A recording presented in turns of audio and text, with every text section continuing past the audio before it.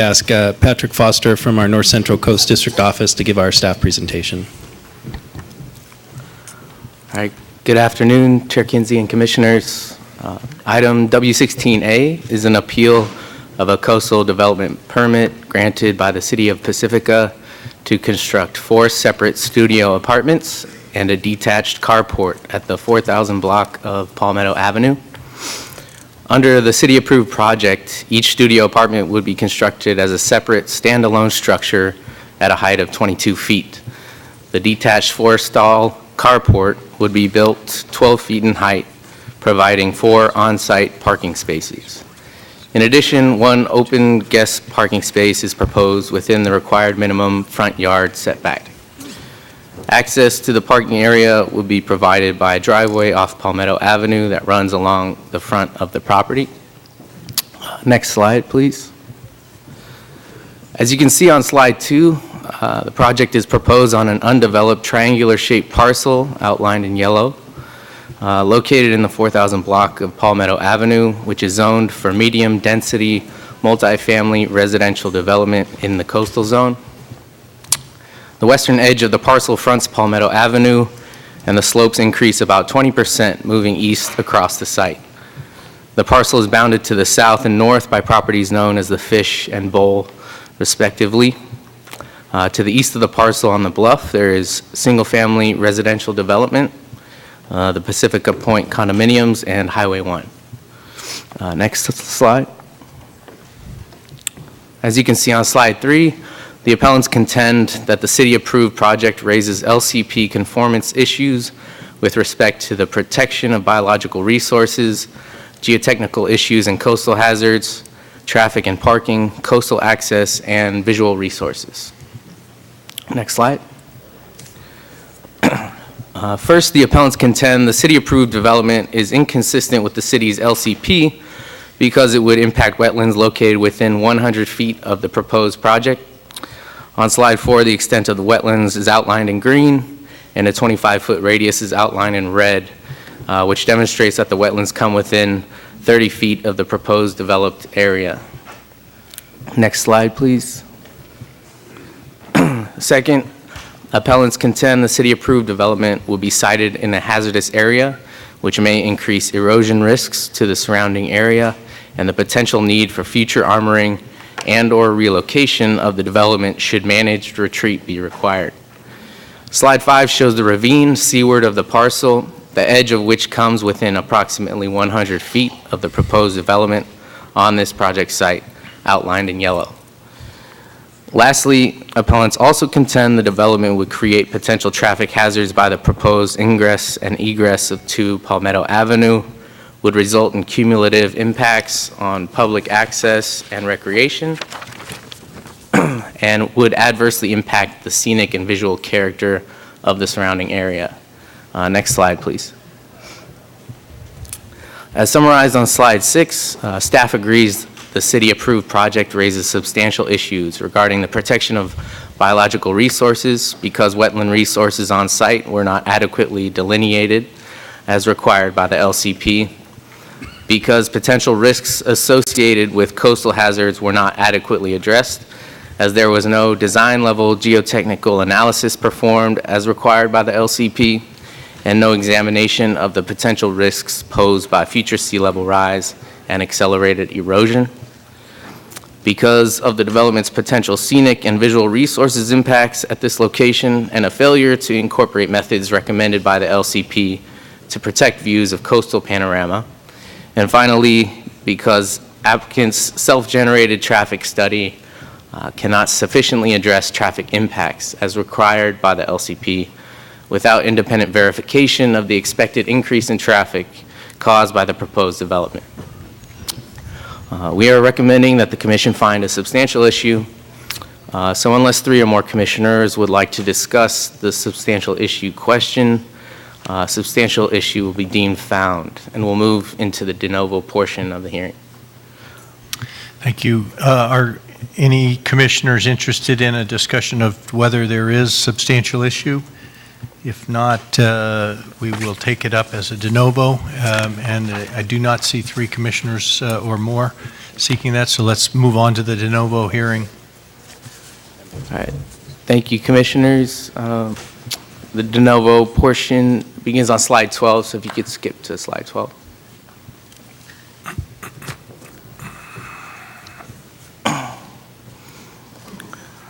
As shown on slide 12, looking southeast along Palmetto Avenue, the applicants have, upon discussions with Commission staff, proposed to modify the city-approved project for de novo review by combining the 4 detached and separate apartment units into a single 3-story building consisting of 4 attached apartments at a height of 35 feet.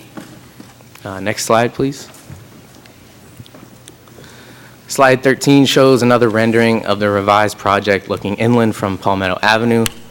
The building will include a common garage on the ground floor and a 1-bedroom and 2-bedroom apartment on each of the 2 floors above. The garage will provide 8 on-site parking spots accessible by a driveway off Palmetto Avenue. The building is proposed to be constructed with materials including wood shake, ledge stone, glass, and metal tubing rails, and an asphalt roof. Next slide, please. Whenever development is proposed within 100 feet of a potential wetland, Pacifica's LCP requires that a qualified expert delineate all wetlands in order to identify the location and extent of wetland areas and recommend mitigation measures and adequate buffers to minimize potential negative impacts.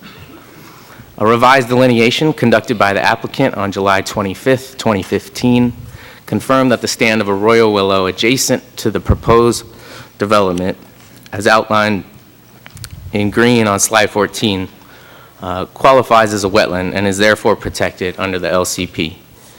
Commission biologists Dr. John Dixon and Dr. Lori Coteen determined it would be appropriate here to allow for a 50-foot development buffer, as shown on slide 14 in red, to ensure the ongoing health of the wetland. Special conditions of approval are also required, including a conservation area deed restriction, removal of ice plant and other invasives, restoration with native plants in the wetland buffer area, and required use of permeable material in construction of the driveway and outdoor patio. Next slide. A previous delineation of the adjacent Bowl property to the north demonstrates that wetland areas are located on the adjacent parcel, as seen in the green areas on slide 15.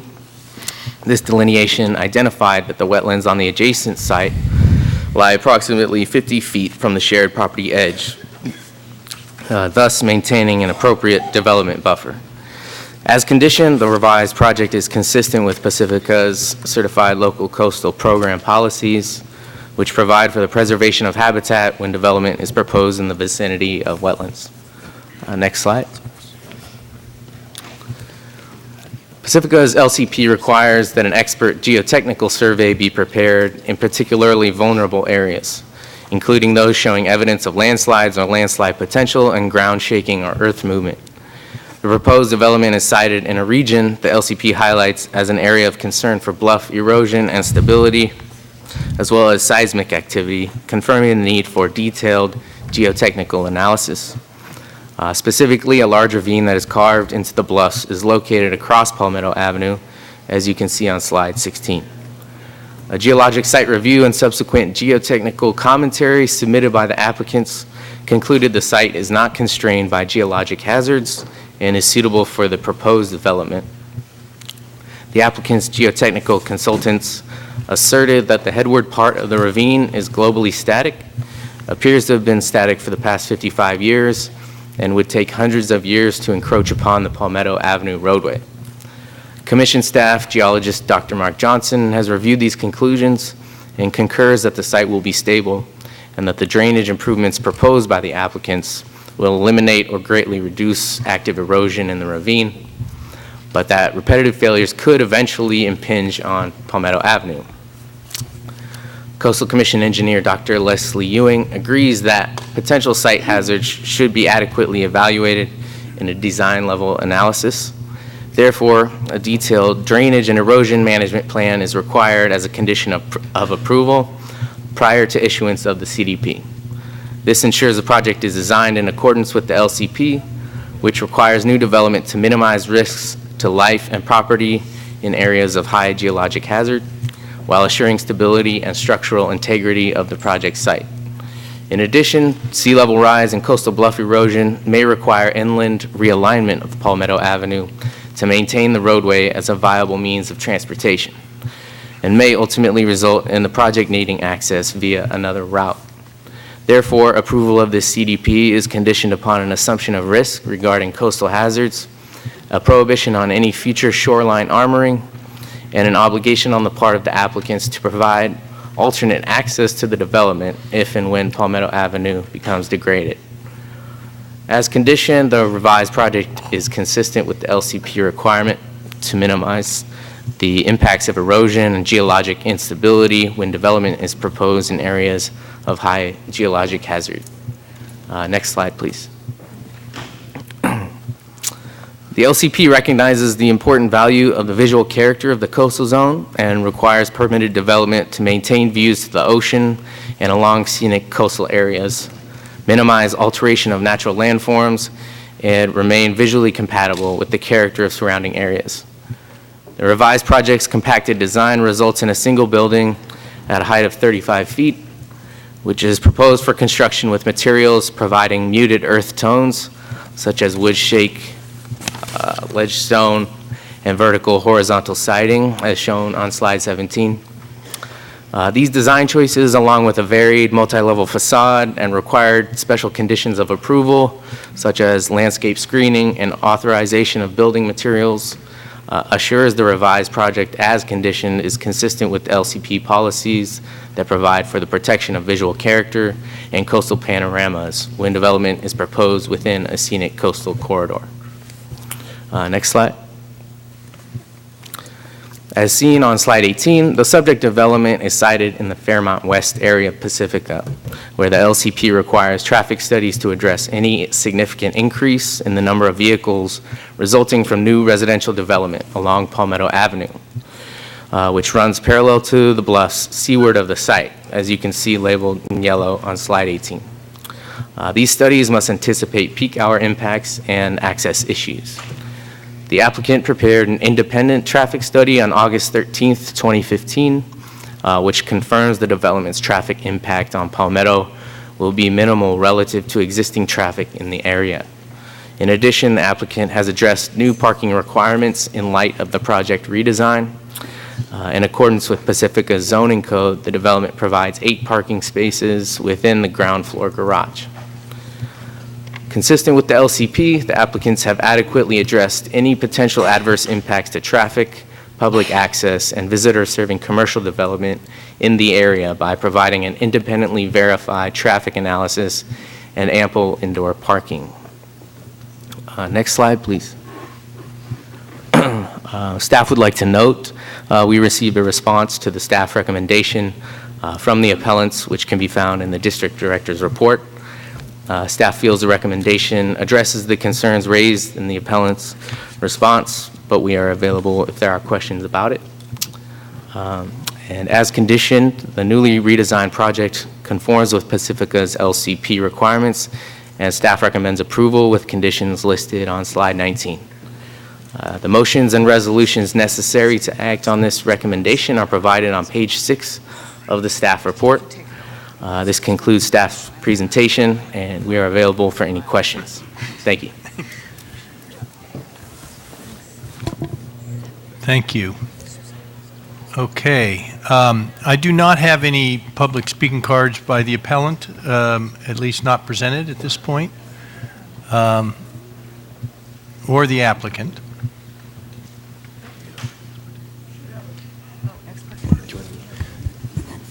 They were here earlier. Okay. I'll just check before, as someone's coming up, and we'll find their cards if they have signed up for something. I thought I put a card in as the appellant. Okay. Jeff, you could just wait for a moment. I'm going to check on ex partes. Were there any ex partes on this matter? Okay. Commissioner Cox. Yes, on April 8th at 2:30 in the afternoon, Pam Hetherington and David Grubb participated in a phone call with Victor Avina, my staff.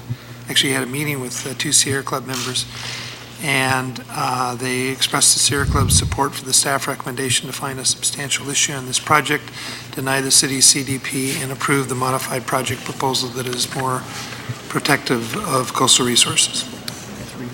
Thank you. Thank you.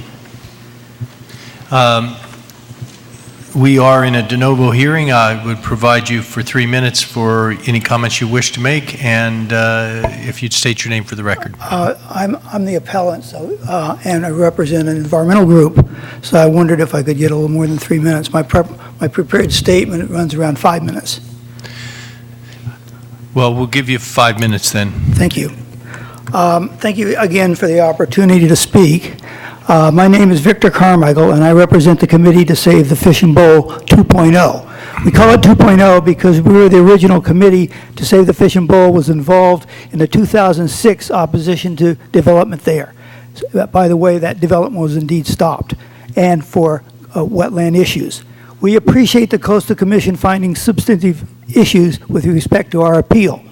We initiated this appeal because we believe that the area is biologically sensitive and needs to be protected. It contains a mosaic of isolated wetlands, and as we all know, these are precious few wetlands left in the California coastal zone. As we heard earlier in the wetland presentation, 90% are gone. Also, this is the last remaining green belt, as you can see from some of the slides that you had provided by your staff. It runs down from Highway 1 to the GGNRA protected sand dunes right on the coastline of California.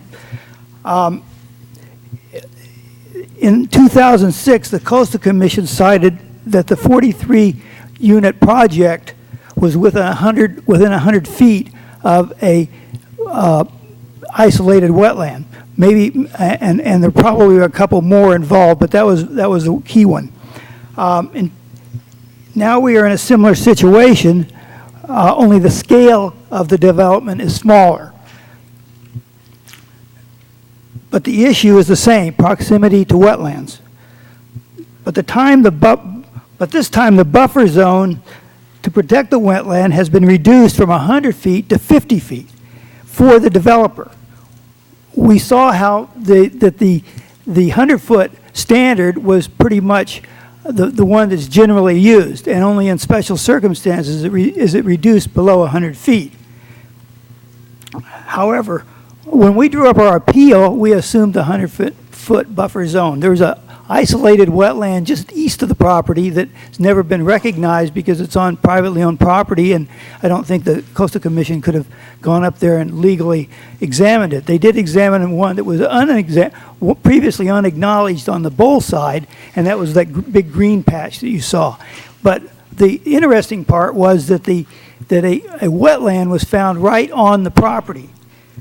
Apparently, the developer's biological consultant did not use the Coastal Commission's one-parameter definition of a wetland in their survey and ignored a willow patch on the property as a possible wetland. This area was later identified as having not one, but two wetland indicative species. We feel that this is an issue between the developer and their consultant, and that the Coastal Commission should not have reduced their buffer zone standard. This belated discovery should have been stopped if the 100-foot buffer zone had been adhered to. Other developers in the area will take note. We are afraid this will become the new standard. Secondly, and this is the ravine that you saw the dramatic pictures of in one of your slides. This is a serious problem because it encroaches on Palmetto Avenue. None of your slides showed, and in your package you have an exhibit D and E. If you would turn to it, you will see how close Palmetto Avenue actually is to the ravine. It's about 5 or 6 yards. There seems to be a consensus that further erosion of the head of the ravine is only low to moderate. Is that good enough? As far as I can tell from the geotech reports, the material that makes up the head of the ravine is the same soft sandstone that is literally mellowing elsewhere in Pacifica. Last year, less than a quarter of a mile from the ravine is Esplanade Avenue, where dramatic bluff collapse has occurred, and the demolition of 2 apartment buildings and the red tagging of another one's occurred. Just north in Daly City, you had a serious collapse in Avalon Canyon, and they lost a lot of a church parking lot. If this ravine does move at all, as Palmetto Avenue, and this was acknowledged in the staff report, will have to be rerouted, and the Blackman-O'Connell development is right in the way of the possible new version of Palmetto Avenue. Special Condition 7D, as I read it, only commits the responsibility of the developer to provide access to their units, not to deal with any managed retreat. And finally, and this is a part that's not been acknowledged as far as I'm concerned by staff, I provided some recent photographs of 2 pipes, previously unacknowledged pipes, that stick out of the ravine. And they will probably could have very potential erosional effects on that ravine. Thank you for your comments. Can I make one last? No, I think that we did provide you the additional time. Thank you for your comments. Bring it back to the staff. Any concluding remarks you would make? Yes, just one very quick remark with respect to the wetland. I'd note that after this was appealed, there was a new delineation done. They worked on that with your technical experts to make sure they got that right. And then this LCP deals with wetland setbacks a little different than some others. There isn't a 100-foot setback required per se. That's a study area. And then it's determined by virtue of the circumstance, as you were discussing earlier today, what's an appropriate setback. And so in this case, Dr. Dixon and Dr. Coteen looked at that and helped us to understand what would be the appropriate setback from this wetland, deemed it to be 50 feet, which is consistent with the way the LCP works. So I just wanted to note it's not a reduction per se, it's how this LCP identifies setbacks. And other than that, we're available for questions. Thank you. Just to clarify, in the staff report, you also pointed out that a greater wetland buffer could result in no area available for development. And so I think that is a consideration that's sometimes taken into account. Is that correct? That is correct. Yeah, thank you. Bring it back to the commission. Commissioner Groom? Thank you, Mr. Chair. I would move that the commission determine that appeal number A2 PAC 150046 raises no substantial issue with respect Sorry, Commissioner Groom, I'm sorry to interrupt. It's actually the second motion. Yeah. Sorry. I move that the commission approve coastal development permit number A2 PAC 150046 pursuant to the staff recommendation and recommend a yes vote. Thank you. Would you like to speak to your motion? Just a couple of sentences. You know, I live not far from here, so I went out and visited this site. And it's a small building, which I think has been tailored to the site quite well. It's just 4 units, and the habitat restoration period and the conservation is a very good, I think, condition to add to that. And while I know we don't consider housing, we desperately need housing in San Mateo County, and these 4 units will help just a tiny bit. So that's why I'm supporting it. Do your second. Any other commissioner comments? The maker and seconder of the motion are asking for a yes vote. Is there a question? Excuse me, Commissioner McClure. I was trying to figure it out here, but the question I have to staff is what kind of pressure is on the fishbowl? I mean, because it looks like that's all open green space. Is that correct? Those adjacent properties are undeveloped, that's correct. And that they also have wetlands on them? The Bowl property, as Mr. Foster showed in one of the slides, that had wetlands delineated the last time this was evaluated, yes.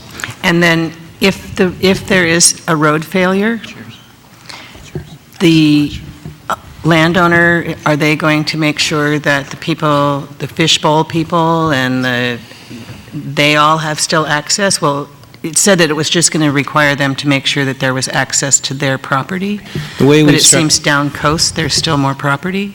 Yeah, the way we've structured this approval is that in the event that Palmetto itself is undermined or threatened with erosion and would lead to the, let's say, for example, Palmetto were closed off, there's access that can be gained from the other side to these properties, including to this property. And any other properties That's correct. up or down coast from it? Yeah, down coast, you get into a more developed stretch of Pacifica. Okay. Yeah. Thanks. Okay, thank you. So the makers of the motion are asking for a yes vote. Is there any unwillingness for a unanimous yes vote? Seeing no opposition, the commission hereby approves the coastal development permit and adapts the findings that are set forth on the grounds the development is conditioned will be in conformity with the policy of the city. And I want to just take my own opportunity to thank the staff and the applicants for working together. It's rather remarkable to see the level of change that was accomplished and still to be able to provide for the building program that the applicant wanted to achieve, but to do it in a way that respected the wetlands and the Coastal Act itself. So thank you. I appreciate that, Chair Kinsey, because we did try very hard in that respect to bring something forward that would work for everybody. Great. It's noted. Okay.